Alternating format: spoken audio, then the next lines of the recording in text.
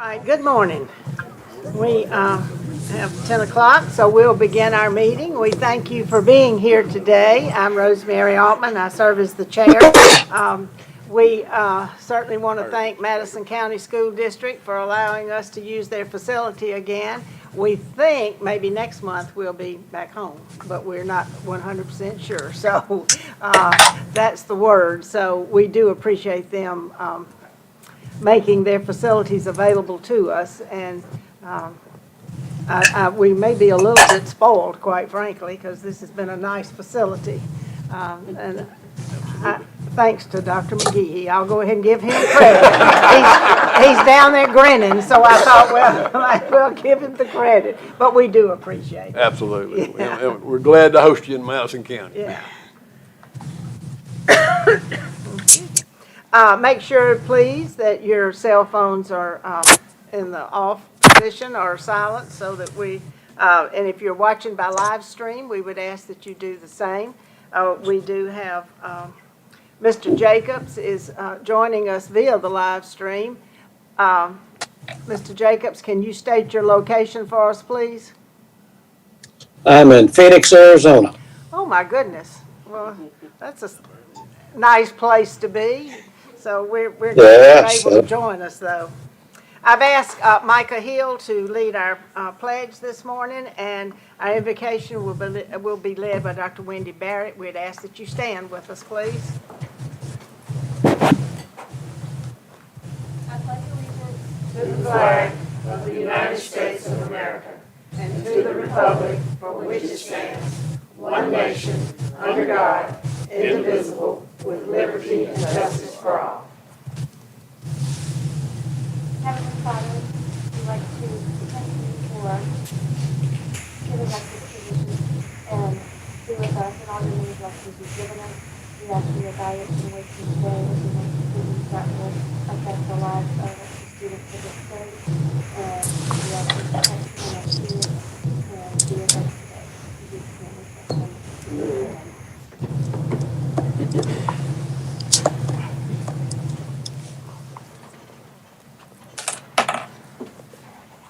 We'll entertain a motion to approve the minutes of the February 16th, 2023 board meeting. So moved. Okay, Ms. Werner, the second. Dr. Barnett. Any questions? All in favor? Aye. Any opposed? All right. Next, we will discuss our agenda. Are there any deletions or additions to the agenda? Okay. Are there any items on the consent agenda you would like to pull out for discussion? Okay. Hearing none, then I'll entertain a motion that we adopt the agenda as presented. So moved. Dr. McGee, is there a second? Second. Okay, Mr. Miller? All in favor? Aye. Any opposed? All right, thank you. We will now move into our report of the State Superintendent. Dr. Taylor. Thank you, Madam Chair. I want to report on visits that I've been making across the state and other things. I've obviously had an opportunity to meet with a number of the legislators, and this has really been productive for me. It's given me an opportunity to not only have conversations with them, but give them an opportunity to ask me questions about my thoughts on education, the things that I seek and improve on the work that we've done in Mississippi. Those senators include Senator Chris Johnson, Solly Norwood, Bryce Wiggins, Hop Bryan, Scott Delano, Briggs Hobson. And I've met several members of the House as well. That was the first month that I was here. And so that's really been an opportunity for me to get out, get on the high street, make those connections, and understand what's important to the members of the legislature. So I'll continue to have those kinds of meetings and make sure that I can clearly state the positions of the board as well as the position of the MDE. One of the meetings I had an opportunity to attend was the Accountability Task Force. We know that Chair Altman and Mr. East, they were there. This work is really going to be engaging. They're having serious conversations about what the accountability system will look like as we move forward. I know that they are looking at the various kinds of things that can be added to an accountability system. great that they have the opportunity to hear from those large districts, small districts, high-performing districts, low-performing districts. I'm very interested in what this work is going to look like. We know that our principal job should be to tweak this system and make it better, to give us an opportunity to clearly understand how students are performing and move away from having to teach to the test. So I had an opportunity to address that meeting and bring some welcome. I hated that I had to leave because they were actually getting to the good stuff, and we look forward to hearing the outcomes from that group. We've also had an opportunity to meet with both the principal and teacher advisory councils. We held those meetings, and to me, that is one of the most important works that I will do as state superintendent. Principals want to be able to have a voice with the state superintendent, talk about issues that are important to principals that are in schools. And so we're going to continue that work to make sure we can engage with them on a consistent basis. And obviously the same thing for teachers. One of the best conversations that came out of that was their absolute pleasure with the MECA license system. And so Dr. Corey Murphy and your team, we certainly thank you for the work that you guys have done. I can tell you that the MECA system is going to be a game changer for the state of Mississippi in terms of what we do with licensure.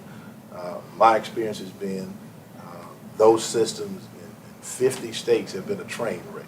Problematic at best, a train wreck at worst, but Mississippi has moved in the forefront, and I know Dr. Murphy is going to get a lot of requests in terms of talking about what Mississippi is doing, so we appreciate your leadership in that arena. I've also had an opportunity to address a number of associations. I was also at the Mississippi School Boards Association annual conference. Chair Altman was also in attendance there. This was a clear opportunity for me to talk with board members, and I think there may have been 20 or 25 superintendents in the room.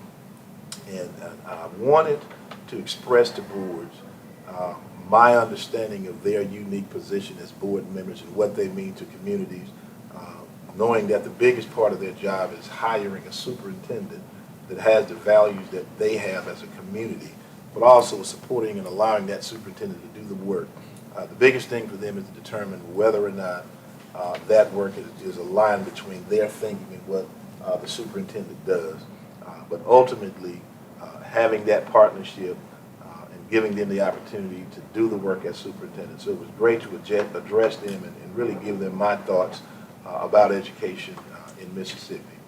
I also had an opportunity to address the MCED Special Education Conference, and this was a really good opportunity for me to engage with SPED teachers, and I know Jennifer Boykin was there, and my goal is never to come out and make people fall in love with me, not to say that they fell in love with me, but one of the things that they understood is that I was a SPED director for 8 years, and I absolutely understood the work that was at hand, and I wanted to say to them that they will continue to have our full support in terms of what we do for our most needy population. And they have a unique position to make sure that everybody in the school understands there has to be a collective effort in terms of how we educate those children. So it was a really great opportunity to engage with them. I had a great visit yesterday with Wendy Clemens and Felicia Gavin. We were at the Skills USA competition. This was not on my calendar, but I said, I have to go to Skills USA. And this speaks directly to what we want to be able to do for students that want to go directly into the workforce. And so it was outstanding to see these students display their skills from bricklaying to electrician's work to carpentry to welding. And Wendy kind of looked at me and I said, I'm looking for girl power. Because one of the things that I understand is that we have to continually let young ladies know that these career opportunities are there for them. And we had a chance to see that girl power. It was absolutely wonderful. And Wendy, I think the competitions are finishing up today. Is that correct? Absolutely. So maybe we'll get a chance to get out early and go see some more stuff. Right? Very good. I think the most impactful work that I've done in the last several weeks since I've been here is to make visits to our low-performing districts. And I can tell you that coming into this position, the board made it absolutely clear to me that they wanted me to put a laser-like focus on the work that we do with those low-performing districts. What I understand and what the board understands is that those high-performing districts are going to be fine. No matter what you do to that accountability system, students are going to be able to go in those districts and have high-quality teachers and administrators, and they're going to be fine. But in those low-performing districts, we know that there's a real difference. And so I've had an opportunity to visit every single D and F district except for one. There was a scheduling conflict, and we're going to go back and certainly make sure we have an opportunity to get into that district as well. And so that's been Clarksdale, Coahoma County, East Tallahatchie, West Tallahatchie, Amid, Greenville, Hollandale, North Panola, Knoxville, Wilkinson, and West Bolivar. And so we've been literally all over the state making these visits and really understanding the challenges in those districts. And so I'll just briefly talk about the themes that we've recognized when we make those visits. Obviously, the districts have huge variances in teacher capacity and administrative capacity. At the end of the day, school performance and student growth, it takes place in the classroom. We have two students here that can certainly talk to us about what are the great teachers that they've had, and I'm sure they can talk about some less desirable teachers. We'll leave it at that. But that is one of the things that we know is a huge problem in these low-performing districts, just making sure that teachers have the ability to go in and implement curriculum in a manner that we know is appropriate, particularly for 21st century learners. And whether or not administrators have the capacity to be able to supervise what they see in the classroom. One of the questions that I've asked every single superintendent about their administrators, are they managers, are they instructional leaders? And there's an absolute difference between the two. And we recognize that every administrator will have to be a manager at some point. If buses don't run on time, if lunches aren't delivered, if schedules aren't done properly, discipline is not administered the correct way, children cannot learn. But once we get beyond the management piece, we want to know that principals know exactly what to look for when they go in the classroom. They understand how to properly coach teachers, how to give effective feedback. I know Mr. East can talk about what he does with his principals, and I'm sure he immediately knows if they have that capacity or not, if they know how to coach teachers. That is where the real work is done. That is what I see as a huge difference in these districts, whether or not they have that capacity.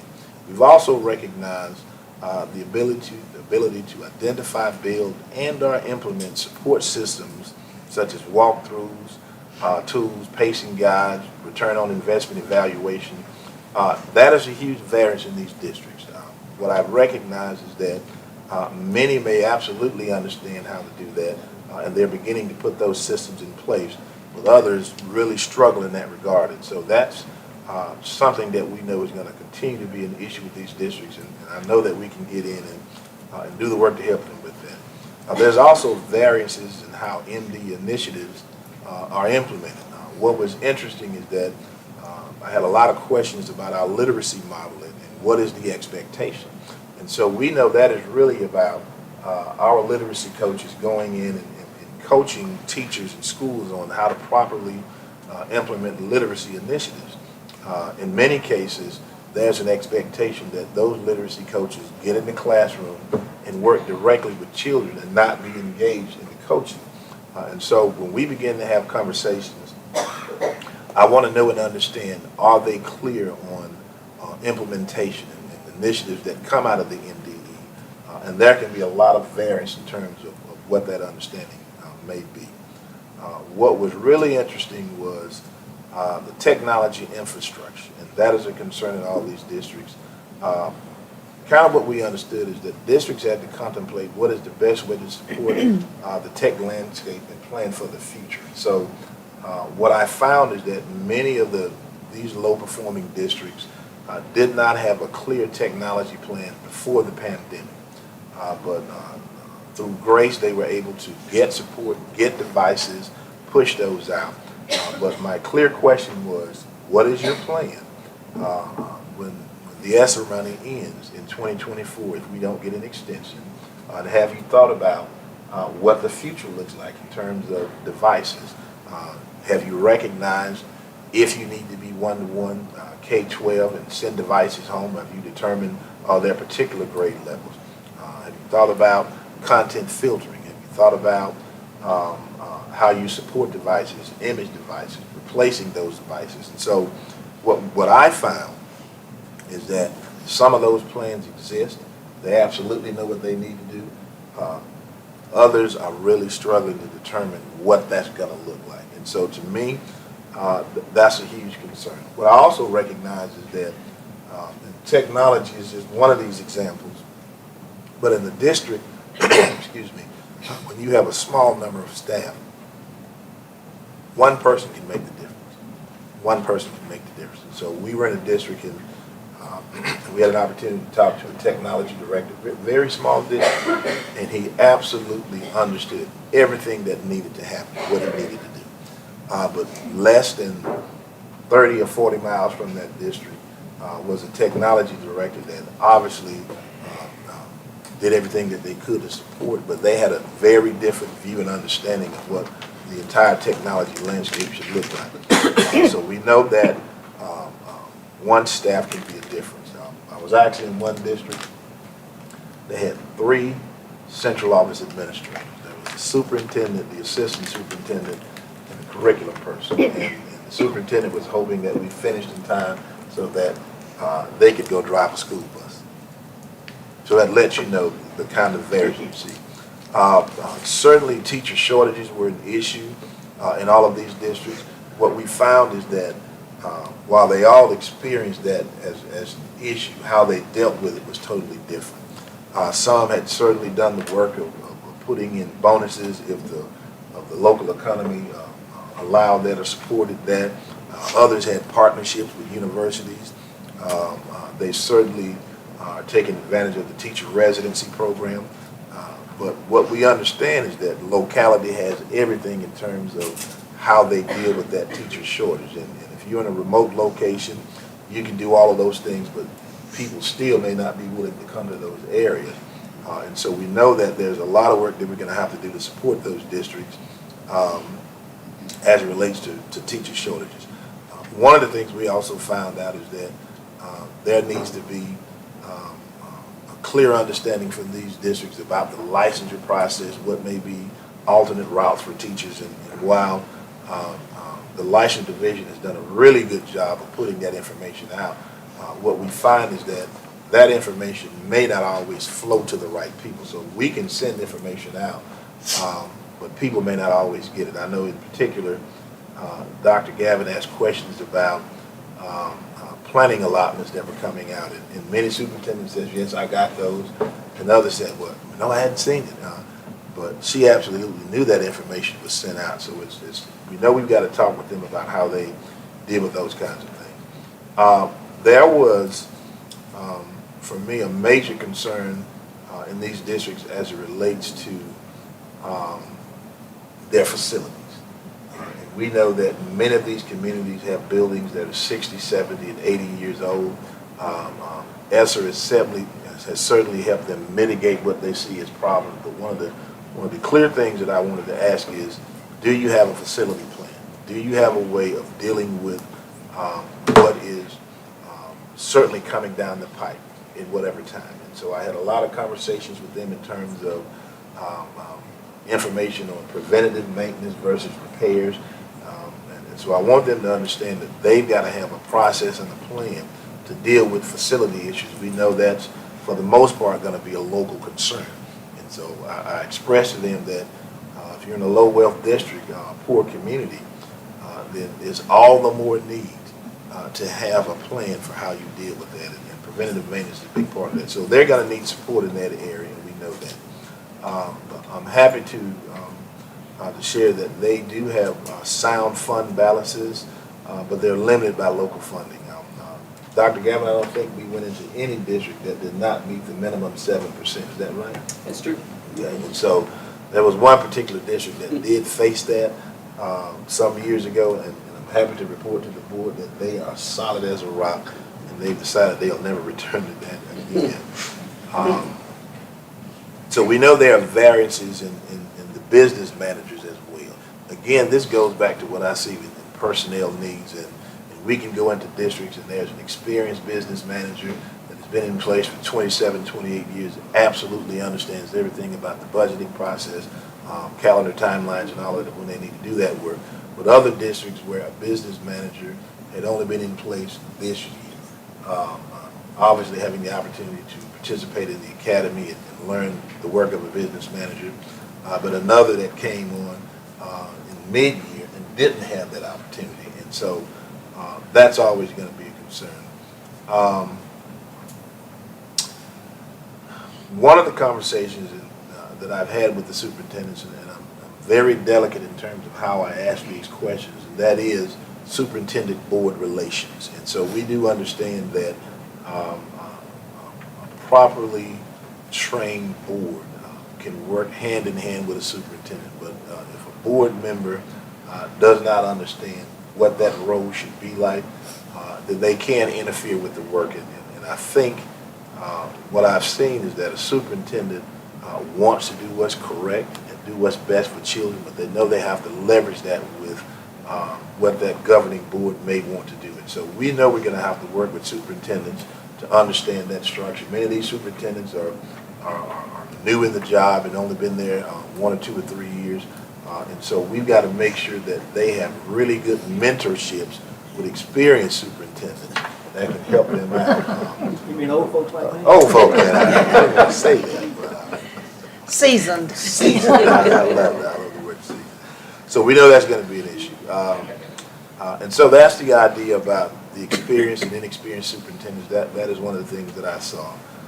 And I'll end with, we just understand that in a small district, one person, and I mean one person, can truly make the difference in terms of how a particular initiative or program moves forward in that district. So I know that as a department, we can help by continuing to provide that targeted support. I know that's very important, that they have access to our people. I received a lot of accolades about the office hours from the special education department. I think the office hours from Title I, those are the kinds of things that we want to do to help districts out. I can't express to you guys how important that is to them. And so those are the kinds of things that we want to expand.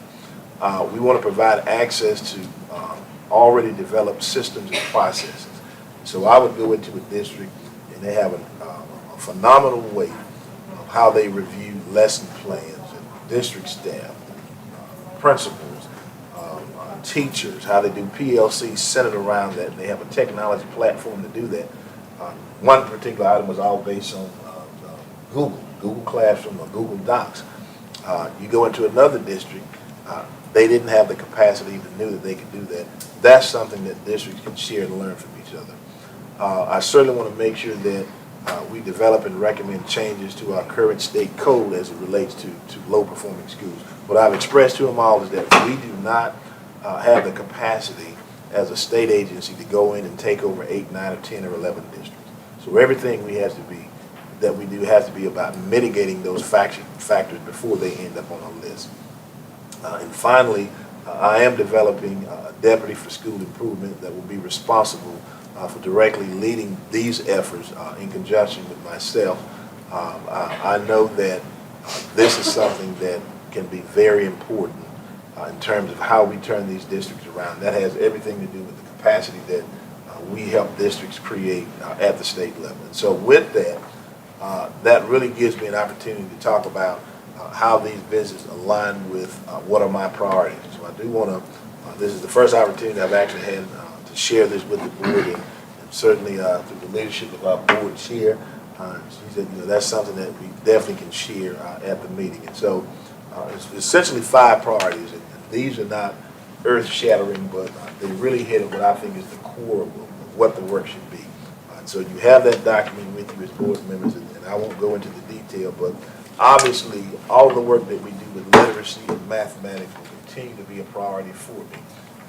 We as a state are at the forefront in terms of how we've gone in and provided coaching for schools. We want to begin to expand that same kind of work in math.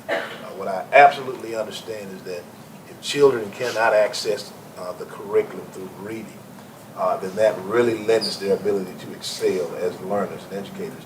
Are going to always have that difficulty if kids can't access the curriculum. So that will remain a priority for me. That is how we get children to the next level. You've heard me talk about low-performing schools. That is also one of my 5 priorities. I know that everything that we do has to be about being a service-oriented agency. I've talked about what the struggles are in those districts, and we want to make sure that as a priority, we as a State Department are able to get in and assist these districts. Our goal is to really reduce those numbers over time and help them build capacity to be able to address those issues. I've talked with you about briefly about the teacher shortage. So I've had an opportunity to visit 2 universities, and I'll be visiting others, talking with departments of education and really looking at the innovative ways that we can get teachers licensed into the classroom, get young people interested in education. I know Charlie and Micah have their ideas about what they're going to do with their future, but teaching is a rewarding career. And so I want everybody to understand that when we think about teacher shortage, this is not a solution that comes in 1 or 2 years.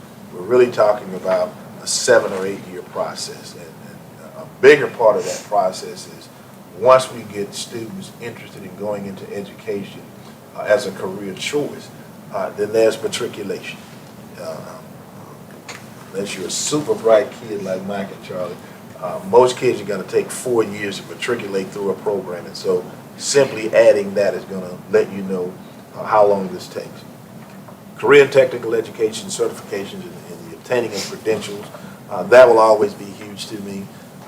What we understand as a nation is that we put a huge emphasis on career and college readiness, hoping that if we make them college ready and they decide to go into the workforce, then they're going to be fine. What we found is that those kids did not have the skills that they needed in order to be productive. And so everything that I do is going to be about how we continue to build out that kind of framework to make sure that kids understand that they have choices, that we work with those rural communities about how they can also develop the same kind of platforms in their communities and give kids workable skills that they can go into those communities and work. And as businesses, the one thing that they look for is, can a community continually give them the workers that they need to support an industry? And so we know what a 50-job business means in a place like West Tallahatchie. I understand now that they're putting a solar farm there in Tallahatchie County, 200 construction jobs and 15 to 20 permanent jobs after that.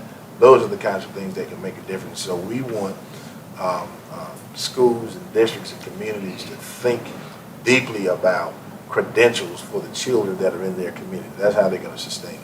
And the final priority for me will be early childhood education. So we've done a tremendous job with the Early Learning Collaborative.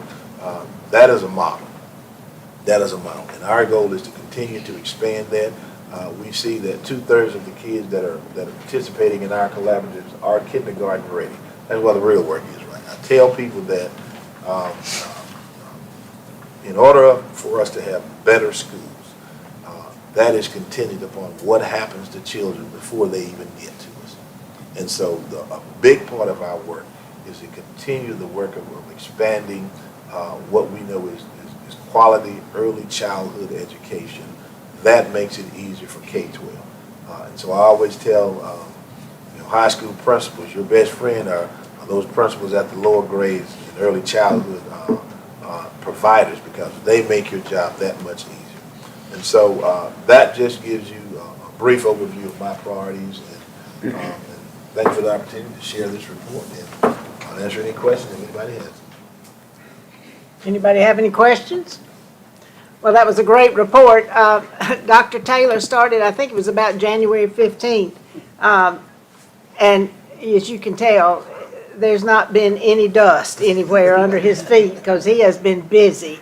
And we appreciate what he's doing. And you know that he is a native Mississippian because he can say Coahoma and Tallahatchie. And so not many people can pronounce those words. But we appreciate this, and I think you just laid out the agenda for about the next 10 years for the department. So we are excited about that, and we look forward to it. This last month, I did speak to the Mississippi School Board Association at their winter conference, brought greetings from the board and brief comments. We do want today to welcome Jennifer Nichols. Jennifer is our permanent attorney. We've sort of had a revolving door of attorneys lately, but Jennifer has joined us today for her first permanent meeting with us, and so we look forward to working with her. And I told her, I said, well, just kick me under this desk if you see that we're headed in the wrong direction on anything, but we appreciate your taking this assignment, Jennifer. We are preparing for our for our board retreat in April as part of our agreement with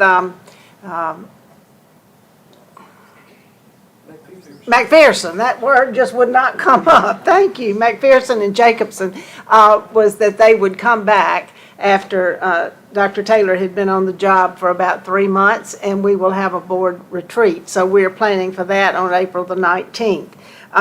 Also, licensure, you mentioned licensure, and we certainly are pleased to get that information.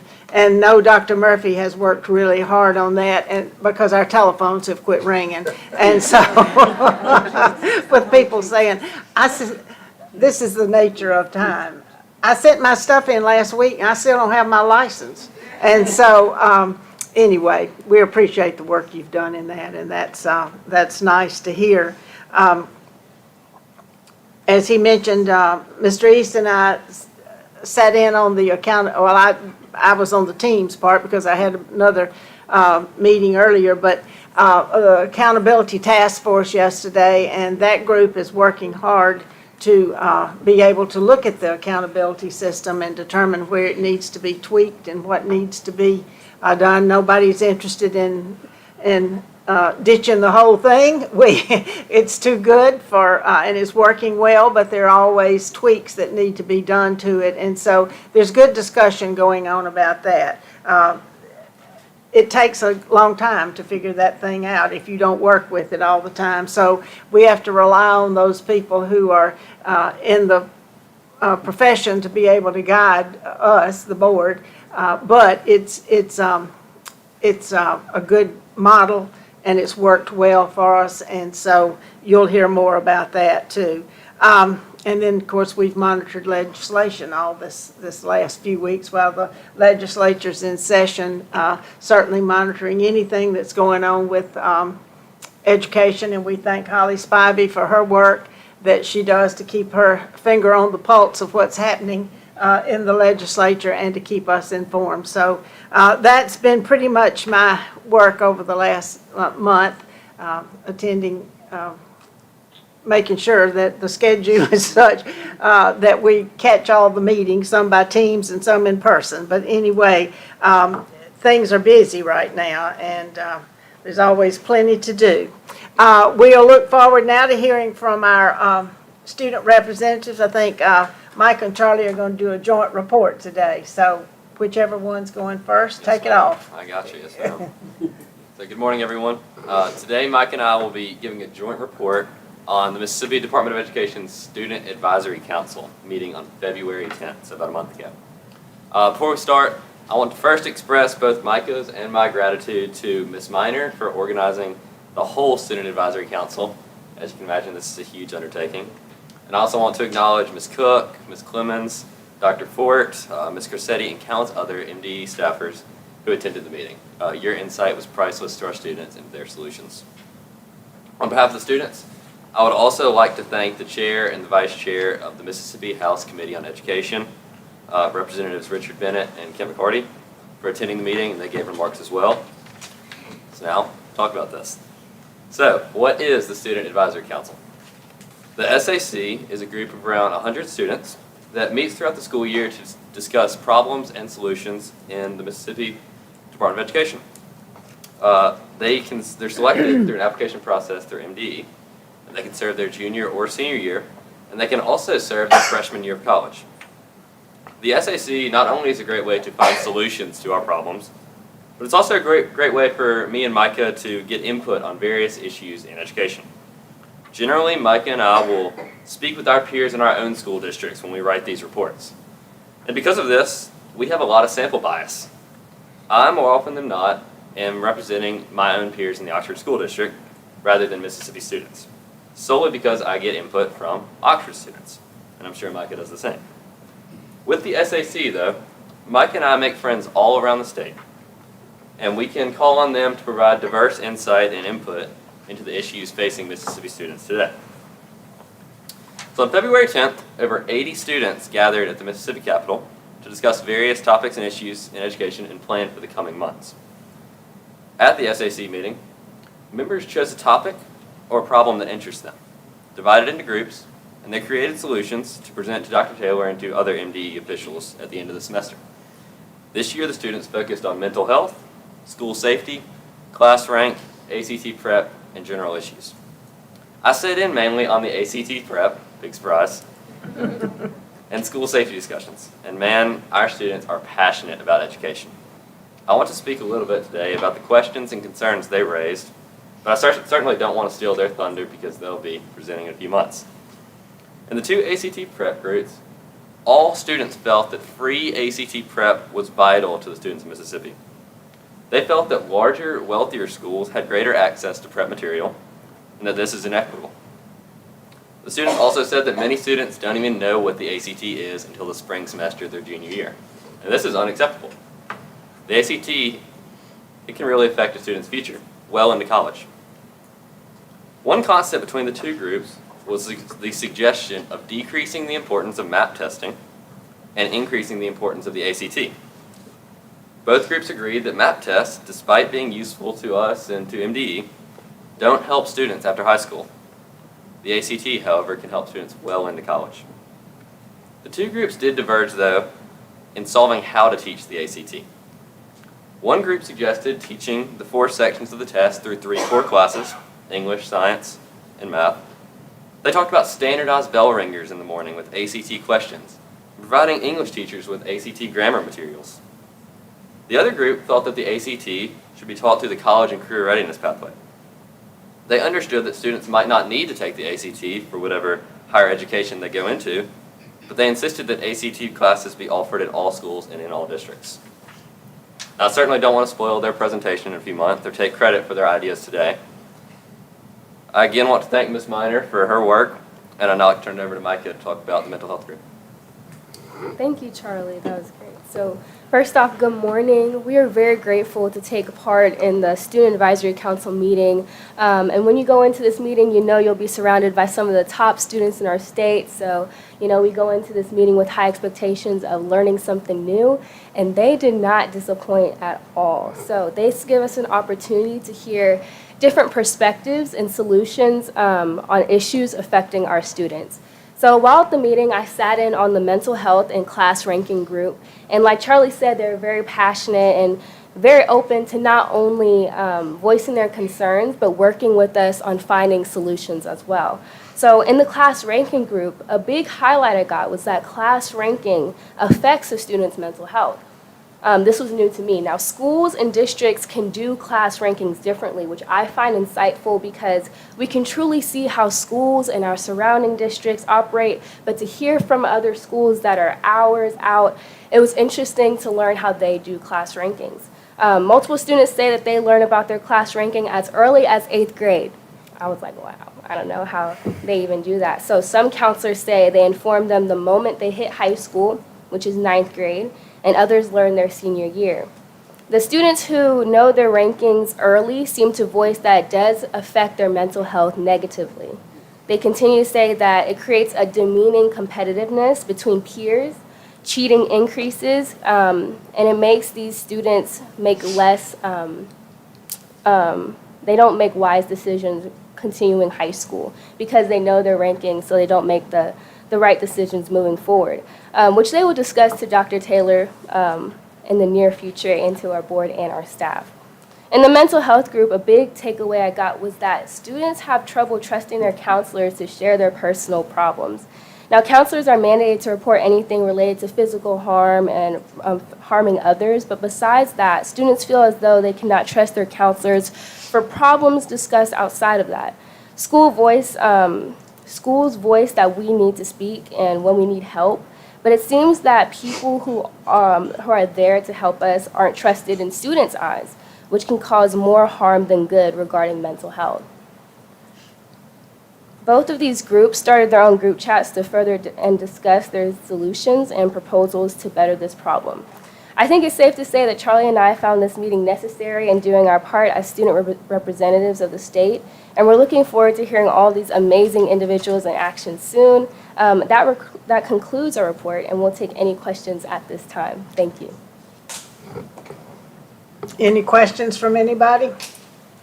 I do think everybody on this board would say one of the best things that has happened since we've been on the board is adding 2 students to the board. And we'd have to thank Dr. John Kelly, who was on this board previously, for leading the charge in doing that. But they bring a whole new dimension and keep us up to breast of what's going on.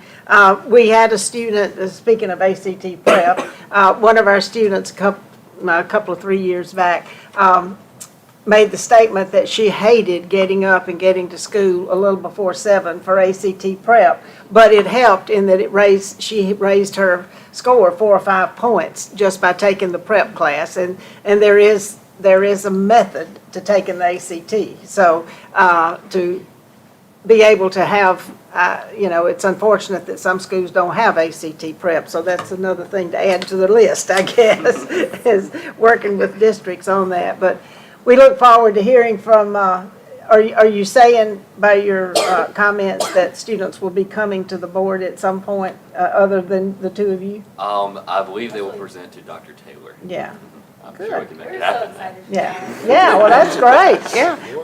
Yeah, well, that's good. Thank you all for your report. Yes, ma'am. We'll move into our subcommittees, the first one being the academic achievement in pre-K. Mr. East? I was there yesterday and I was on time. Good. We had a good meeting yesterday. I'm going to start where I forgot last time, okay? So we were able to get a great update on the math coaching. I will tell you that we are in 36 different schools in 14 school districts. This can be powerful work, dovetailing exactly into what Dr. Taylor is finding out as he visits the school districts across the state. Having that professional there that's not to teach the class, but to teach teachers effective measures for doing that. So kudos to that team. You have 3 items on the board agenda today that we reviewed yesterday. All 3 are powerful. We have one district school of innovation that is Hinds County. This is really an extension of their original plan, adding some great work with CTE and also academic growth. So great work there. Also, really just I guess a normal piece is the McKinney-Vento Homeless Act, where we're having to re-up on a 5-year plan there. So it's something we've consistently done as a state, just to re-up there. And then there's also a request for CCR on the College and Career Readiness work in the APA process today.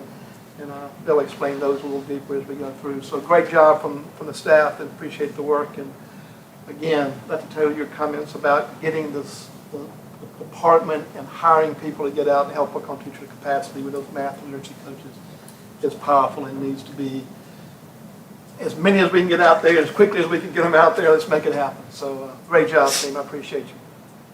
Okay, thank you. Workforce, career, and technical education, Ms. Werner? Well, yesterday was my first day to chair the meeting, and I'm not going to steal the thunder of Wendy Clemens, but I just want to tell you that I was so incredibly impressed with the work that they have done.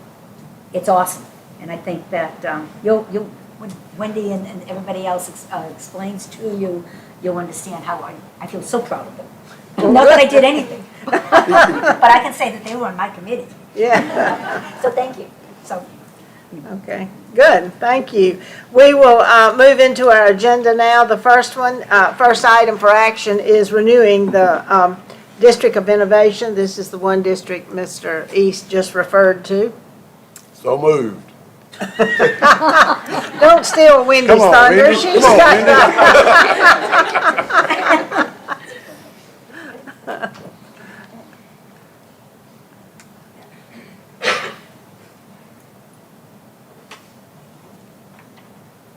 Okay, y'all are gonna ask while I'm doing this, because I've been texted numerous times to bring tissue to the gallery, so I'm gonna go ahead and grab it. Oh.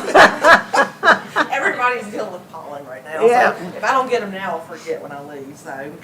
All right, good morning, Ms. Altman, members of the board.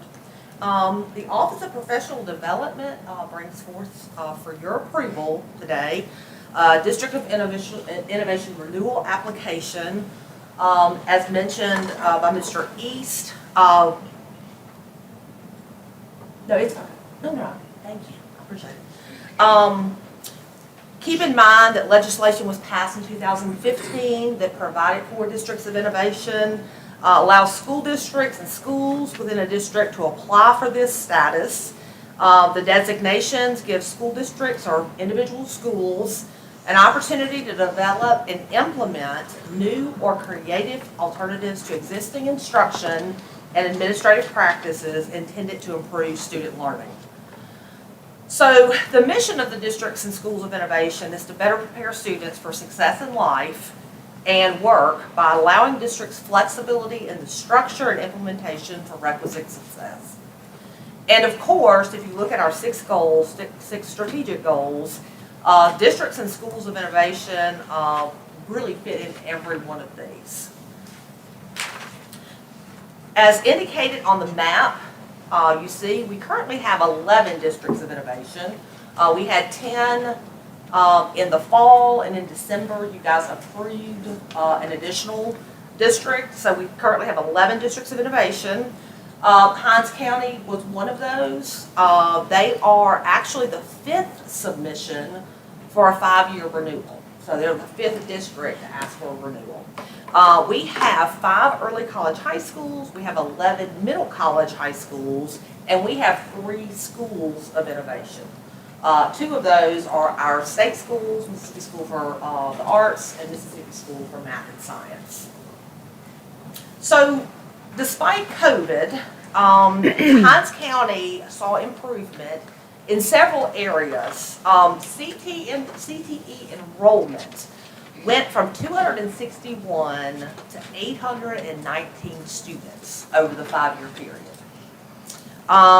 They added 5 additional pathways, which means that they now have 11 total programs in their CT center. They are wall-to-wall academy, meaning every student is part of an academy.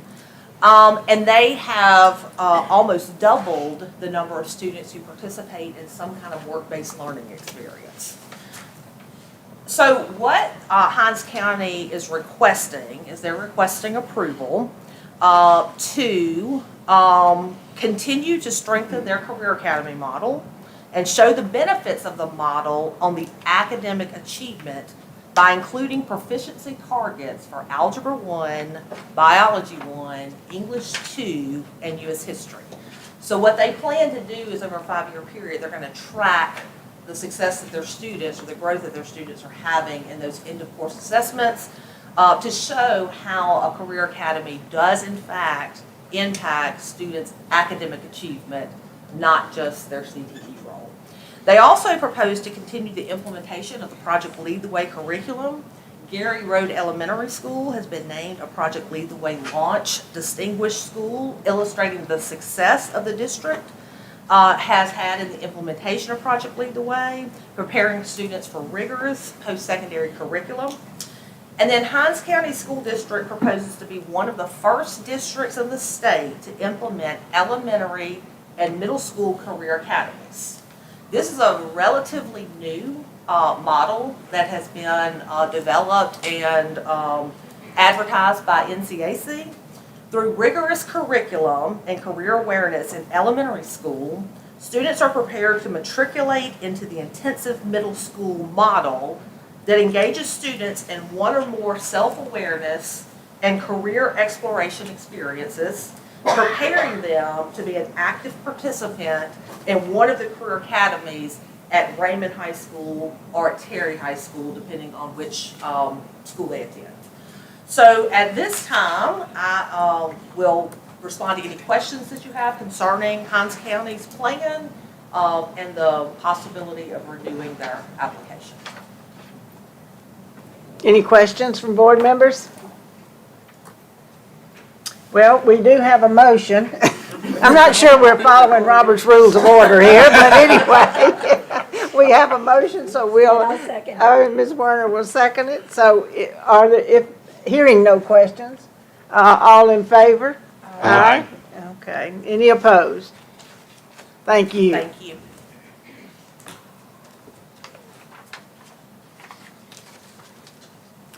Our next item is approval of a grant for an early learning collaborative. Yes, ma'am. Dr. Good Gavin? morning. We bring before the board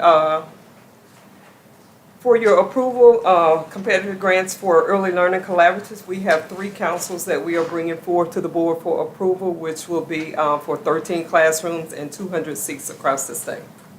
We will have, I believe, 1 final round before this year is out as well. All right, any questions on this? Okay, well, we have a motion as it's presented.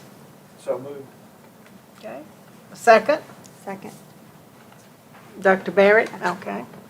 All in favor? Aye. Aye. Any opposed? Okay. Thank you, Dr. Gavin. All right, our item 3 is the consent agenda. We have items A through I. Do you have any questions on any consent agenda item? All right, then we'll entertain a motion. Mr. East, do we have a second? Ms. Werner? All right, all in favor? Aye.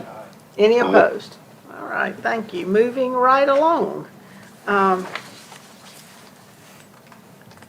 have no indication we need an executive session. Okay. Then we will, do we have a report on any other meetings that you've attended? Anything that we've not discussed this morning? All right, we do need to approve the date for our training session with McPherson and Jacobson on Wednesday, April the 19th, 2023. We will hold this in the conference room at the Butler Snow Building in Ridgeland. It will begin at 1 p.m. Do we have a motion to approve that date? So moved. Okay, a second? Second. Okay, all in favor? Aye. All right.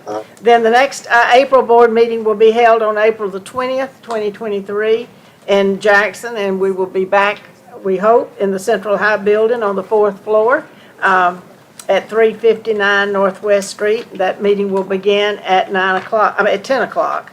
I have no other information or action. We may have set a record here today. Anyone else have any announcements? Then I'll entertain a motion, we adjourn. So moved. Okay, we have a second? Second. Jacob seconded. He went. Oh, Mr. Jacobs, okay.